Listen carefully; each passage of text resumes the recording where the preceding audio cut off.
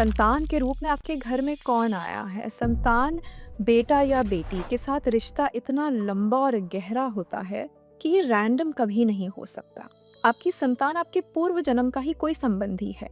अब कर्म सिद्धांत के हिसाब से 4 तरह की संतान होती है। पहला, ऋणानुबंधन पुत्र। ये पुराने जन्म का वो जीव है जिससे आपने ऋण लिया था या धन हड़पा था और वापस नहीं किया, तो उसी ने आपके घर में संतान बन के जन्म लिया है और अब वह आपका धन बीमारी में या व्यर्थ के कार्यों में नष्ट करेगा जब तक उसका हिसाब पूरा नहीं हो जाता। और जैसे ही हिसाब पूरा होता है उसके आचरण अपने आप ठीक हो जाएंगे। दूसरा, शत्रु पुत्र।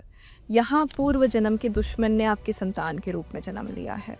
तो जिस घर में माँ बाप का कोई आदर नहीं और कुछ एक्सट्रीम केसेस में गाली गलौज और मारपीट तक बात आ जाती है, ये कर्म सिद्धांत के हिसाब से शत्रु पुत्र या पुत्री हो सकते हैं। तीसरा, उदासीन पुत्र। यहाँ बहुत गहरा लेन देन नहीं होता, तो ज़्यादातर देखा गया है कि बच्चे अपने माँ बाप से दूर रहते हैं, अलग रहते हैं और बच्चे और माँ बाप अलग अलग अपना जीवन व्यतीत करते हैं। ना बहुत गहरा मोह, ना अधिक बैर।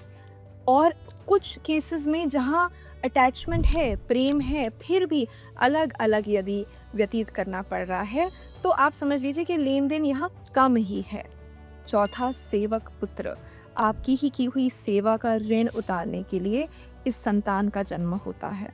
ऐसी संतान कर्तव्यनिष्ठ होती है, किसी भी परिस्थिति में माँ बाप का साथ नहीं छोड़ती और जीवन भर उनका सहारा बन के उनके साथ जुड़ी रहती है। दिलचस्प ये है कि इस जन्म में आपकी संतान कोई पुराने जन्म का जीव भी बनकर आ सकता है जिसके साथ आपका लेन देन था। जैसे अगर आपने किसी गाय की निस्वार्थ भावना से सेवा करी जीवन भर, वो अपना ऋण चुकाने के लिए सेवक पुत्र के रूप में जन्म लेगी। वहीं यदि आपने किसी गाय को स्वार्थवश पाला और दूध देना बंद कर देने पर उसे निकाल दिया, तो वो आपके घर में ऋणानुबंध पुत्र के रूप में जन्म लेगी, क्योंकि प्रकृति का नियम है कि हर कर्म का हिसाब होगा। तो हमारे साथ कमेंट सेक्शन में शेयर कीजिए कि आपकी संतान किस भाग में आती है।